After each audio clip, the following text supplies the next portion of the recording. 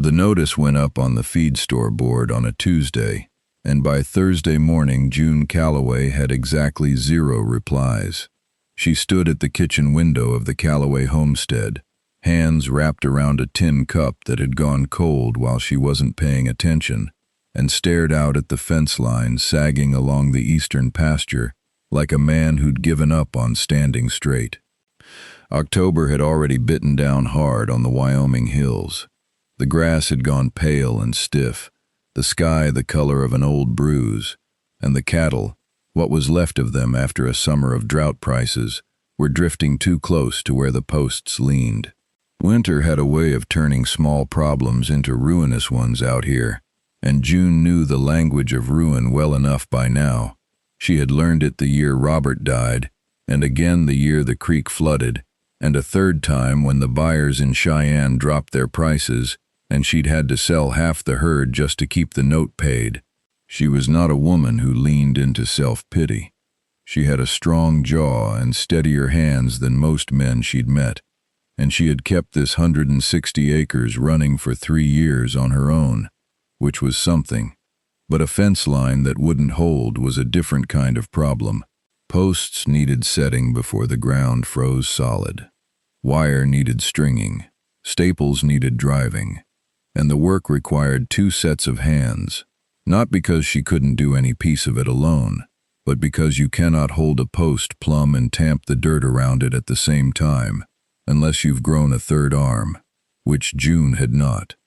So she had written the notice out in her plain school teacher's hand, fence hand wanted, room and meals provided, Calloway Ranch, 3 miles east of Millhaven, and she had tacked it to the board next to a flyer for a horse sale and a notice about a missing mule.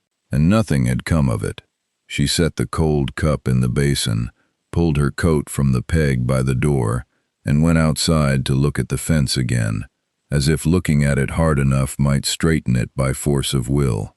She was still standing there, one boot propped on the bottom rail and both eyes on the worst section near the creek crossing, when she heard the horse. It came up the road at a walk, not a hurry, a dun gelding with a steady gait and a rider who sat easy in the saddle the way a man does when he's been riding a long time, and made peace with it. He stopped at the gate, which was hanging by one hinge and had been for 2 weeks, another item on the list, and he looked at the gate, then at her, then back at the gate. He was somewhere past 30, she guessed, lean the way outdoor men get lean, with a coat that had been good once and a hat brim that kept his face in partial shadow.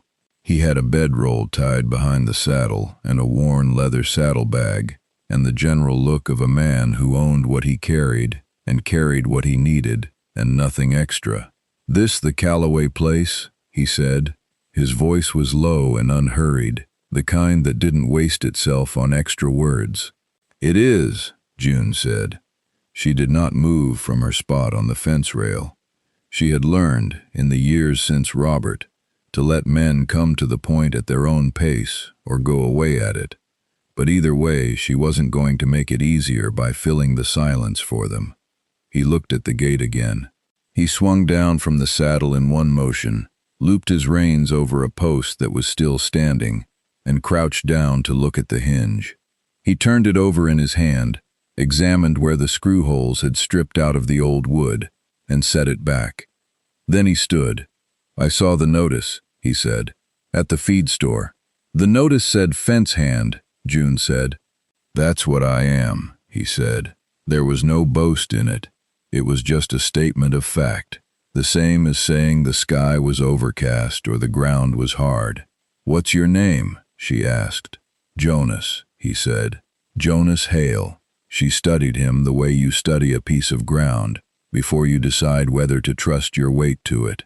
He met her eyes and didn't look away, which she counted in his favor. He didn't smile to make her comfortable, which she counted higher. "The terms are room and meals," she said. "No wages until spring, and that only if the fence holds and the work is honest." She'd put no wages in the notice on purpose. She had no wages to offer, but she had a roof and a full root cellar, and enough flour to see 2 people through the cold months. which was more than some men had heading into a Wyoming winter. He nodded once, the way a man nods when he's already decided before you started talking. "That's fair," he said. She almost asked him why he'd take such terms. A grown man with a sound horse and a capable look about him. She didn't ask because she had learned there were questions that closed doors and questions that opened them, and she wasn't ready yet to close this one. "You can start with the gate," she said instead. "I can see that," he said, and he was already moving toward the saddlebag, already reaching for his tools. He had the gate rehung before noon. June watched from a distance, doing her own work, hauling water, scattering feed, checking the water trough for ice, while she kept one eye on what he was doing. He did not hurry. He did not bang and swear the way she'd seen some men do when a job frustrated them. He drilled new holes an inch from the stripped ones, cut a wedge of scrap wood to back the hinge plate, and set 3 new screws with a careful hand. He swung the gate twice to test it, adjusted something she couldn't see from where she stood, and swung it once more. It moved clean and quiet. He latched it, stepped back, and looked at it for a moment the way a man looks at something he's satisfied with, not gloating, just noting it was right. Then he turned and went to find the next problem. She had not asked him to do that. She had not pointed him anywhere. He simply walked the fence line east, hands in his coat pockets, reading the posts and wire the way you read a page. And she saw him stop 3 times in the first 100 yards where a post had heaved or a wire had gone slack. He marked each spot with a strip of rag torn from something in his coat pocket, and he kept walking. By the time she called him in for the midday meal, he had walked the entire east line and half the south, and he had a clear accounting in his head of what needed doing. She could tell by the way he answered when she asked. 14 posts need resetting, he said, sitting down at the table and accepting the plate she set before him without ceremony. 3 more need replacing entirely. The wires sound on the east line, but you've got 2 bad stretches on the south, near the cottonwoods. I'd do the posts first, while the ground can still be worked. He looked at the food then, and something moved in his face that he didn't put words to. It was a good plate. She'd made soup beans that morning, and there was cornbread and a slice of salt pork, and she'd put it all out the same as she would for herself, which was to say, without stinting. 14 posts in how long? She asked. 10 days if the ground holds, he said. Less if you can work alongside. She looked at him. I know how to set a post, she said. I didn't figure you didn't, he said. He wasn't being smart about it. He said it the same level way he said everything, like a man who'd long since stopped trying to figure out what people wanted to hear, and just said what was true. She sat down across from him with her own plate. They ate without talking much, which she did not find uncomfortable. She had lived alone long enough that silence at her own table felt natural, and a man who could be quiet over a meal without fidgeting was, in her experience, a man you could work with. The first week went like that, quiet and purposeful, 2 people finding the rhythm of shared work the way you find the rhythm of a crosscut saw, each one learning when to pull and when to ease. Jonas was up before first light every morning. She would come downstairs to find the stove already drawing and the coffee made, not because she'd asked him to, but because the stove needed starting and the coffee needed making, and those were simply facts of the morning. He slept in the lean-to room off the back of the barn, which Robert had built for a hired man they'd had one summer and used for storing tackle since. She had swept it out and put a rope cot and a wool blanket in it, and she'd half expected him to say something about the cold, but he didn't, and he was up each morning looking rested enough, so she stopped worrying about it. They set posts side by side, she holding and he tamping, then trading off. He never made a point of taking the heavier work from her, but he arranged things so she was never straining past what was useful, and she appreciated the subtlety of it more than she would have appreciated a man who made a show of protecting her.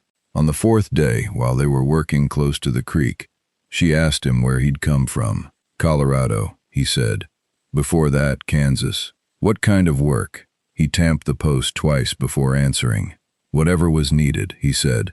I can shoe a horse, frame a wall, read a brand. Did some droving, little of most things. Why Wyoming? She said.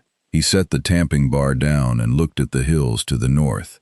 The way the light was coming through the clouds, gray and silver, and he seemed to be considering whether the answer he had was the right one to say out loud.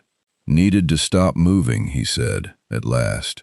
She nodded and did not push further. She understood a thing or two about needing to stop moving, even when you were standing still on the same ground you'd always stood on. The cold came down harder in the second week, and she started leaving a covered plate on the stove for him if she finished cooking before he came in from the barn, and he started splitting extra wood in the evenings without being asked, stacking it neat against the south wall where it would stay driest. She noticed one evening that the stack was twice as tall as what she'd put there herself, and she thought about saying something about it, but she didn't, because some things are better understood than named. He fixed the step on the back porch that had been soft since spring. He oiled the hinges on the cellar door so it stopped screaming every time she opened it. He did none of this with any announcement, just the way he'd taken on the gate. He saw what was wrong and he righted it. One evening she found him at the kitchen table with a piece of pine board and a draw knife, shaping something. She looked at it for a moment. It was a chair leg, she realized, a match for the kitchen chair that had lost its back leg and been propped against the wall since August. You don't have to do that, she said. I know, he said. He kept drawing the knife along the wood. She stood there another moment, watching his hands work. Then she went to the stove and put the kettle on, because there was nothing else to say and the evening needed something warm in it.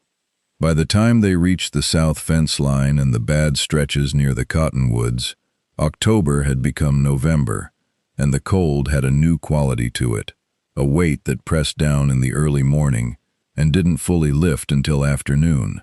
The ground was getting harder. Jonas pushed the work faster, not frantically, but with the quiet urgency of a man who understood what frozen ground meant for post-work. He was right to hurry. On the 11th day they woke to find frost on the inside of the barn windows, which meant the temperature had dropped hard in the night, and they worked that day without much talking, driving posts with a focused efficiency, the sound of the maul ringing out flat and clean in the cold air. During that stretch, the trouble came from town. His name was Gerald Pruitt, and he was the kind of man who wore his ambition like a new coat, always wanting you to notice how fine it was. He had been after the eastern water rights on the Callaway land for 2 years, ever since he had bought up the Hendricks place to the north and started running more cattle than his own water could handle. Robert had refused him. June had refused him twice more, in letters that were polite and final in equal measure. But Pruitt was a man who heard the word no as a negotiating position rather than an answer. He rode up on a Wednesday afternoon with another man behind him, a lawyer type with a leather case, and he stopped at the now solid gate and looked at it with the small frown of a man who had expected to find things worse than they were. Jonas was working the fence line 40 yards off. He stopped and watched without coming closer. June came out of the house and stood on the porch. "Mr. Pruitt," she said. "Mrs. Callaway," he said, with the kind of smile that was really just showing you his teeth. "I heard you had a man on the place. Figured I'd come see how you were managing." "We are managing fine," she said. "The fence line is nearly done." His eyes went to Jonas, who had set down the maul and was standing still and straight near the post he'd been setting. "That the hired man?" Pruitt said. "He's here on terms we agreed," June said. She did not explain the terms. She did not owe Gerald Pruitt an accounting of her arrangements. "I've had my man here draw up a proposal," Pruitt said, nodding at the lawyer.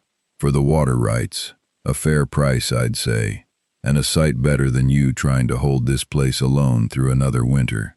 "I'm not alone," June said. She said it simply, the same way Jonas said most things, without heat, without apology.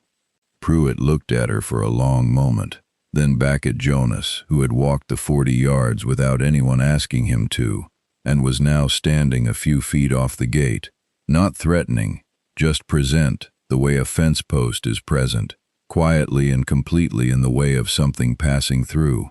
"The offer stands," Pruitt said at last, "through the end of the month." "Good day, Mr. Pruitt," June said. He turned his horse. The lawyer followed. When they were far enough down the road, Jonas said, without turning around, "He'll come back." "I know," she said. "You want me here when he does?"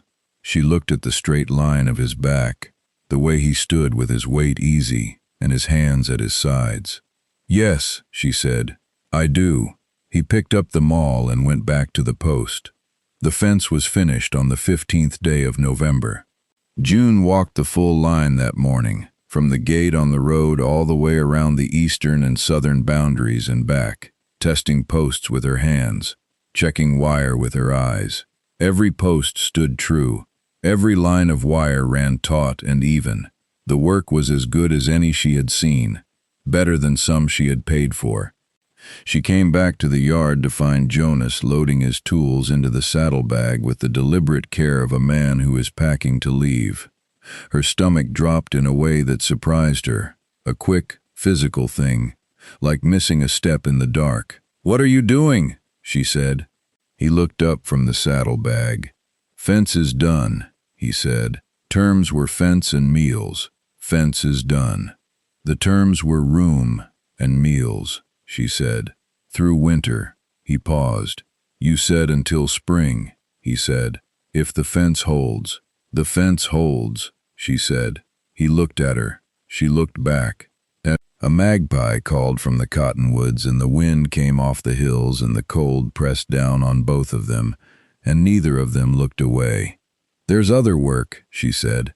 "There always is on a place like this. The barn roof needs tightening before the snow loads up on it.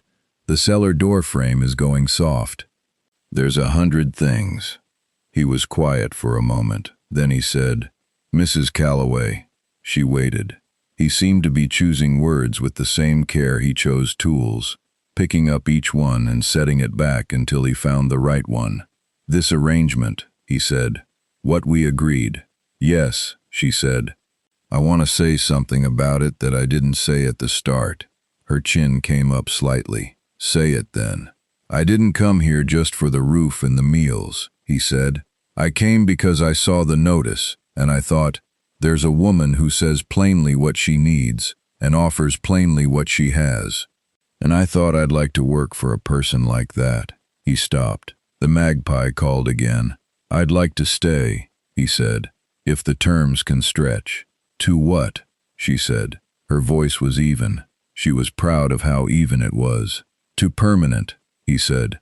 The word sat between them in the cold air, solid as a good post, and June Calloway, who had not wept in 3 years for anything, felt the back of her throat go tight.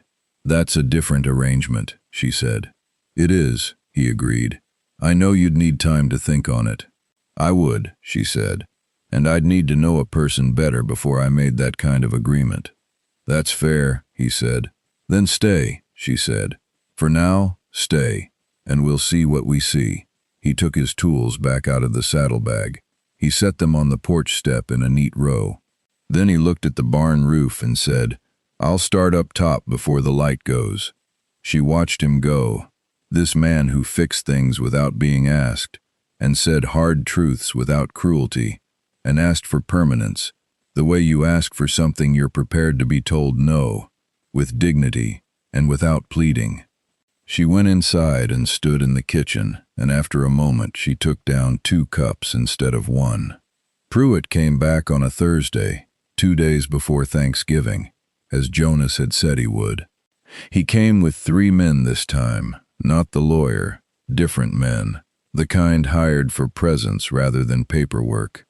He stopped at the gate that hung solid and true, that no longer even had a creak to it. and he looked over the fence line with an expression that had lost most of its courtesy. June was on the porch.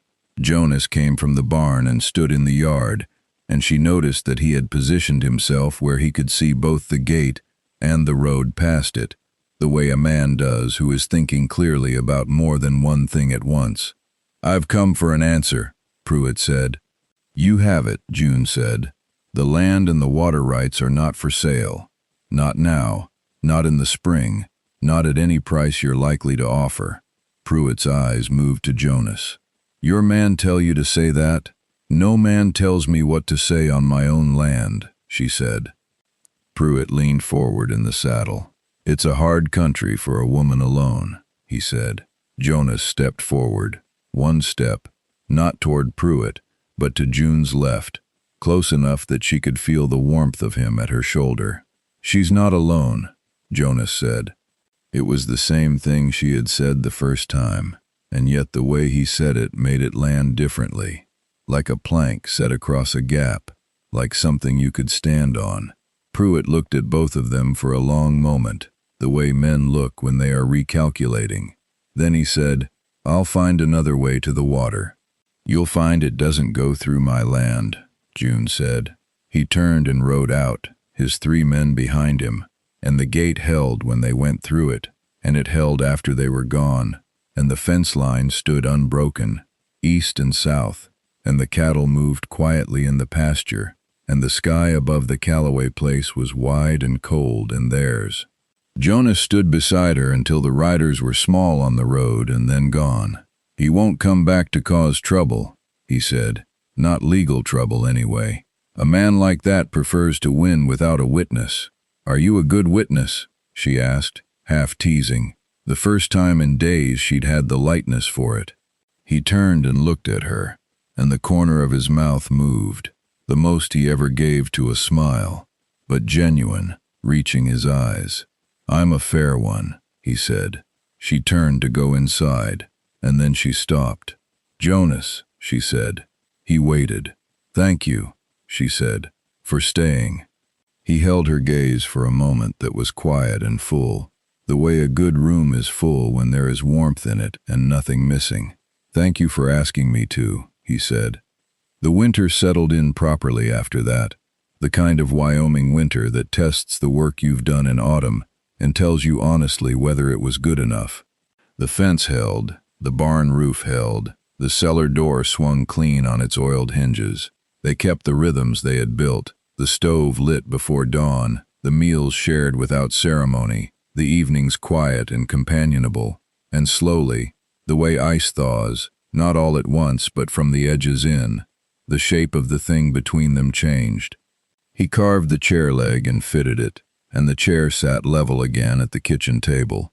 And one night in December he made a second chair to match it, because the one she had was wearing thin at the seat, and she didn't say a word, just ran her hand across the smooth wood when he set it by the table.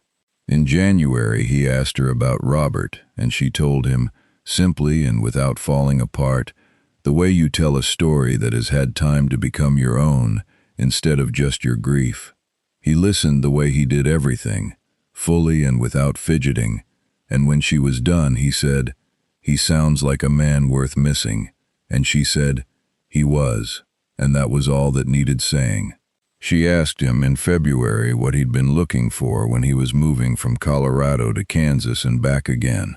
All those years of whoever's work needed doing. He thought about it for a long while, looking at the fire. Something that was worth staying for, he said. The last day of February was clear and cold and bright, the sky a hard blue, the snow on the hills glittering like it was lit from underneath. She was at the kitchen table when he came in from the morning feeding, and she had made a good breakfast, eggs and biscuits and the last of the winter ham, and she had poured 2 cups of coffee and set them both out. He sat down and they ate, and the chair he had made was solid under her, and the light came in the east window clean and honest, and at some point during the meal, she could not have said which moment exactly, only that it happened. She knew the bargain was gone and something better had taken its place. She told him so, without preamble, the way he had once told her he wanted to stay. "I think," she said, setting down her cup, "that this has stopped being an arrangement." He looked at her steadily. "Has it?" he said. It was not a question. "It has," she said. "I'd like to know what you think about that." He reached across the table and covered her hand with his. "Once, a brief and certain thing," and he said, "I think it stopped being an arrangement before the fence was finished." And June Calloway, 3 years widowed, 3 winters alone, laughed, a real laugh, unguarded and bright, and the sound of it filled that kitchen like the best kind of warmth, the kind that stays.